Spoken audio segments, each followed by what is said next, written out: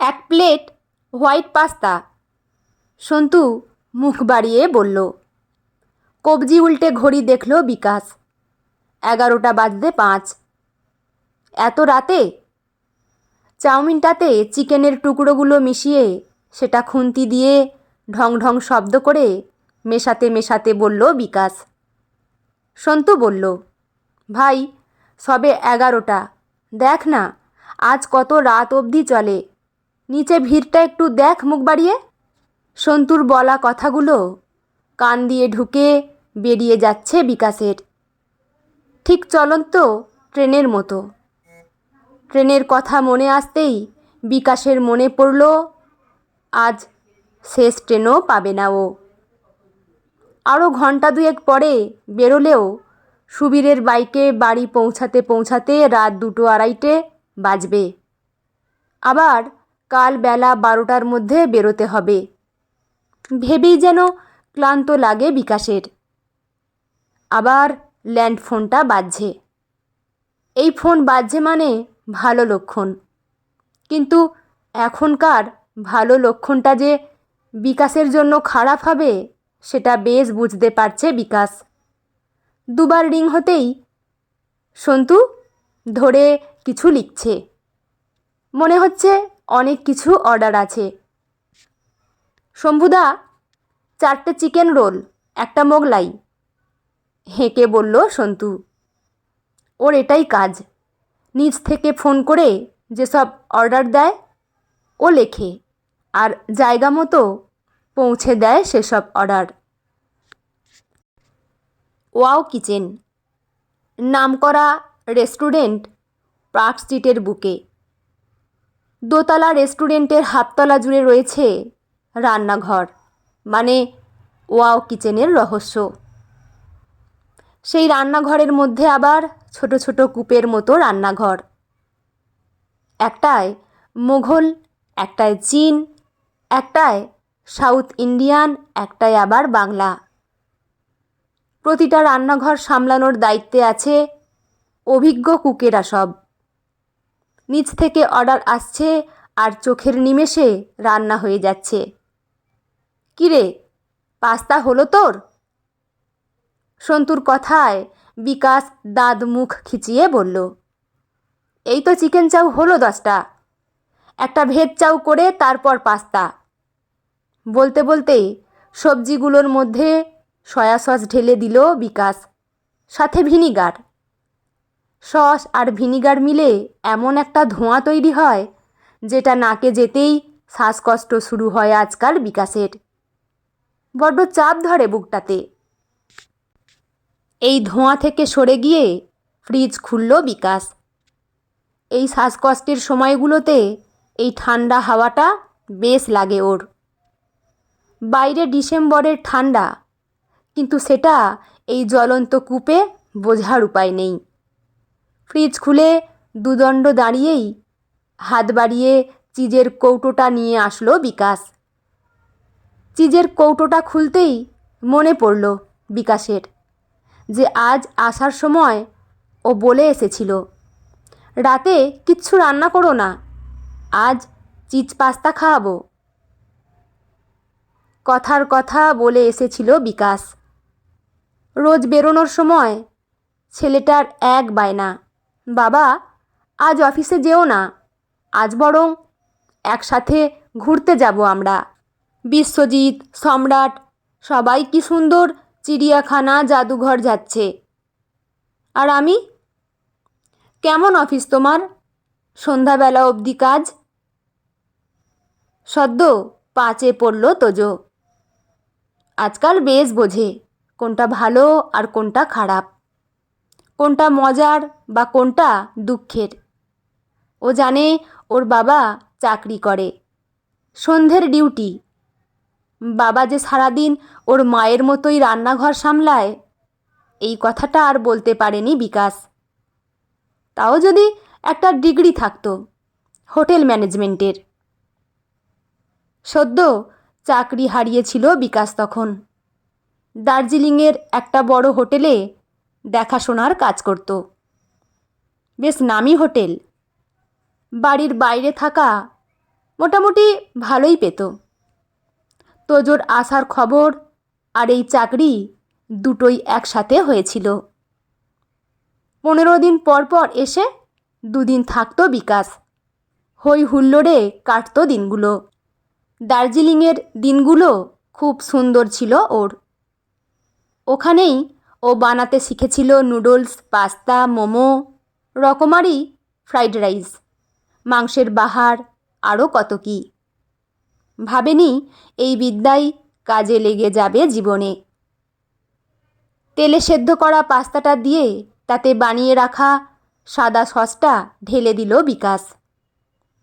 কত রকমের সস হয়, লাল সস, কালো সস, সবুজ সস, সাদা সস, কিন্তু এদের ব্যবহার এক এক জায়গায় এক এক রকম। সাদা সস শুধু পাস্তাতেই ভালো লাগে, চাউমিনে যেই এই সাদা সস দিয়ে দিলে অমনি স্বাদটাই বদলে যাবে। এভাবে হাতে ধরিয়ে শিখিয়েছিল ছোট্টু, ওই দার্জিলিংয়ের হোটেলের প্রধান রাঁধুনি। ছোট নাক, ছোট ছোট চোখ, গোলাপি গায়ের রং, কি ভালো রাঁধত। হঠাৎ যে কি হলো, হোটেলের ক্যাশ বাক্স হাতিয়ে নিয়ে পালালো, আর সেই দোষ এসে পড়ল বিকাশের ঘাড়ে। 1 বছর বয়স তখন তোজোর। চোরের অপবাদ দিয়ে চাকরি থেকে বের করে দিয়েছিলেন মালিক। মাসে শুধু দুধের খরচই লাগত 2000। চোর, তারপর বেকার, সেসব গায়ে মেখে মরতে ইচ্ছে করত বিকাশের। শুধু ছেলে আর বউয়ের দিকে তাকিয়ে পারত না। কি পরিশ্রমটাই না করত মলি সে সময়। সেলাই করছে, ছোট বাচ্চাদের পড়াচ্ছে, 1-2 বারই রান্না করছে, আর বিকাশ ঘরে বসে বউয়ের টাকায় খাচ্ছে। বিকাশ ভাই, আর একটা হোয়াইট সস পাস্তা। সন্তুর গলায় মিনতি, কিন্তু ওর এত মিনতি করার দরকার নেই, এতে ওর কোনোই হাত নেই। কিন্তু তাও ওর মুখ থেকে যখন খবরটা পৌঁছায়, রাগটা স্বাভাবিকভাবে সবার ওর ওপরেই পড়ে। সন্তুর বলা কথায় বিকাশ আবার ঘড়ির দিকে তাকালো। 11:30 বেজে গেছে। এখনও অর্ডার ক্লোজ করেনি? সন্তু বলল। ঢুকতে দিচ্ছে না আর কারোকে, তবে যারা আছে তাদেরই বায়না এসব। এই হোটেলটা চীনা খাবারের জন্যই বেশি বিখ্যাত। এখন তো বছর শেষের উৎসব চলছে, কিন্তু অন্য সময়গুলোতেও ছুটি নেই বিকাশের। বিকাশের বানানো চাউ, ফ্রাইড রাইস তো যেন রোজকার রুজির একটা মাধ্যম হয়ে গেছে এই ওয়াও কিচেনে। বেকার থাকাকালীন বিকাশের এক দাদা এই হোটেলের খোঁজ দেয়। এখানে নাকি চীনা খাবার বানানোর লোকটার ছুটিতে গেছে মাস 2-এর জন্য। সেই সূত্র ধরেই পায়ে পায়ে এই রান্নাঘরে ঢুকেছিল বিকাশ। ও জানতো ও পারবে না, কিন্তু সেদিন ওর বানানো মোমো খেয়ে তাজ্জব বনে গেছিল সবাই। মনে মনে ছোট্টুর কথা খুব মনে পড়ছিল সেদিন বিকাশের। মানুষ যে ক্ষতি করতে করতে কখন কার উপকার করে দেয় কে জানে। বিকাশ দা, আরও 2টো হোয়াইট সস আর একটা ক্রিসপি চিকেন, সাথে red sauce pasta. Santu phone রেখে আবার বলল। ঘড়িতে 12টা বাজে প্রায়। পার্ক স্ট্রিট অঞ্চলে বছর শেষের 1 সপ্তাহ জুড়ে এরকমই পাগলামি চলে। রাত বলে কিছু হয় না, মানুষ যেন আনন্দের নেশায় বুঁদ হয়ে থাকে। আজ বাড়ি ফেরা আদৌ হবে কিনা জানে না বিকাশ। ম্যারিনেট করে রাখা চিকেনগুলো বের করে আনলো বিকাশ। তাতে ডিম আর অ্যারারুটের গুঁড়ো মিশিয়ে ডুবন্ত তেলে ছেড়ে দিতেই একটা হাত এসে বিকাশের কাঁধে পড়ল। সবাই তোমার রান্নার খুব প্রশংসা করছে, ওয়েল ডান। হোটেলের মালিক এসে বললেন। আগে বেশ ভালো লাগতো বিকাশের এসব প্রশংসা, কিন্তু আজ আর ভালো লাগে না। 2 মাসের জন্য ঢুকেছিল বিকাশ, তখন দিন প্রতি 150 পেত। ওর রান্না দেখেই ওকে রেখে দিয়েছিল রেস্টুরেন্টের মালিক। পাকাপাকি রেখে দেওয়ার পরে সেটা বেড়ে দাঁড়ালো 10,000। অথচ ওর আশেপাশের সব রাঁধুনির মায়না 3 বা 4-এর ঘরে, কারণ তারা সব ম্যানেজমেন্ট পাশ করা। ডিগ্রির তো একটা দাম আছে নাকি। আজ 4 বছর হলো কাজ করছে বিকাশ এখানে। মস্ত রাঁধুনি ও আজ। ওয়াও কিচেনের বিখ্যাত চীনা খাবারের বিকাশকে রান্নার জগতে অনেকেই চেনে। টিভি থেকে ইন্টারভিউ হয়েছে ওর, কিন্তু বিকাশ তাতে খুশি নয়। কি হবে ওর শুকনো প্রশংসায়? বউয়ের ব্লাউজে 2টো সেফটি পিন, ছেলেটার জ্বর মানে ঘরে থাকা প্যারাসিটামল, ডাক্তারের কাছে যাওয়া মানেই 500 টাকার ধাক্কা। খাওয়া বলতে মাসে একদিনই মটন আনে বিকাশ। ছেলেটাকে দুধ শেষের দিকে আর দেয়া যায় না। ফল তো পকেটের ওপর নির্ভর করে, ভরা থাকলে ফল আসে। স্কুল বলতে পাড়ার স্কুলেই যায়, অথচ আশেপাশে হোটেল ম্যানেজমেন্ট ডিগ্রিধারী মানুষগুলোর ছেলেমেয়েরা সব নামকরা ইংলিশ মিডিয়ামে পড়ে। ক্রিসপি চিকেন শেষ করেই রেড সস নিয়ে খেলতে বসলো বিকাশ। মালিক তখন সবার হাতে খাম ধরাচ্ছেন। এই সময় একবার বোনাস দেন উনি, আসলের 20%। এখন বিকাশের 15,000 আসল, তাই ও জানে 3,000 টাকা থাকবে ওর খামে। অথচ ওর আশেপাশে যারা সারাদিন বসেই থাকে, প্রায় তাদের খামে মোটা অঙ্কের টাকা। ভেবেই কান্না পাচ্ছে বিকাশের। ছেলেটাকে নতুন বছরে যে ভালো মন্দ খাওয়াবে তার উপায় নেই। এই টাকা তো একদিনেই উড়ে যাবে সংসারে। সকালেই দেখেছে বিকাশ, চাল, আলু, ডাল, ডিম সবেতেই টানাটানি। সবকটা প্লেট গুছিয়ে দিয়ে সামনে রাখলো বিকাশ। ওর দায়িত্ব শেষ, এবার নিচ থেকে ওয়েটার এসে তুলে নেবে। একা হাতে সব করতে সময় লাগে। অন্য দিনগুলোতে শম্ভু, মনোজ হাতে হাত লাগায়, কিন্তু আজ ওদেরও অল্প বিস্তর খাটনি হলো। কোমরটায় আজকাল বেশ ব্যথা হয় বেশিক্ষণ দাঁড়িয়ে থাকলে। বসে খামটা আলগোছে খুলল বিকাশ। টাকার গন্ধ মারাত্মক। তাতে এমন কিছু থাকে যে সেই গন্ধে রাগ পড়ে যায়। অনেকগুলো 500 মনে হচ্ছে। তাড়াতাড়ি খাম থেকে বের করলো টাকাটা বিকাশ। লুকিয়ে গুনে দেখল 6,000 টাকা।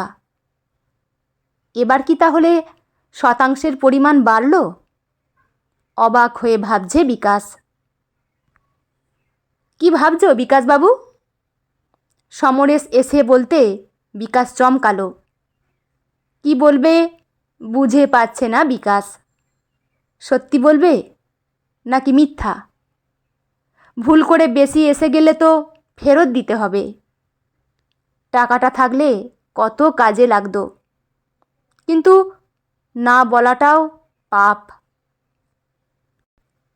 আমতা আমতা করে বিকাশ বলল, বেশি চলে এসেছে মনে হচ্ছে। সমরেশবাবু বললেন, কত বেশি? বিকাশ বলল, 1,006 মতো। সমরেশ হেসে বললেন, হিসেব করো 30-এর 20%। বলে হাসছেন উনি। বিকাশ কিছু বুঝতে পারছে না। সমরেশ বললেন, ওয়াও কিচেনের রাঁধুনি এত কম দাম হলে হবে? বাড়িয়ে দিলাম তোমার দর। বুকটা কেঁপে উঠল বিকাশের। হাসবে নাকি কাঁদবে বুঝতে পারছে না। শুধু মনে মনে হিসেবটা সেরে ফেলল বিকাশ। একটা গ্যাস নেবে, ছেলেটাকে ইংলিশ মিডিয়ামে দেবে, ঘরে টালি সরিয়ে ছাদ করবে, আর একটা হোয়াইট সস বানাতে হবে, সন্তু বলল। এত রাতে? মনে মনে ভাবলেও খারাপ লাগছে না বিকাশের। এই সাদা রং ছিল বলেই না আজ দিনটা এমন রঙিন হলো ওর।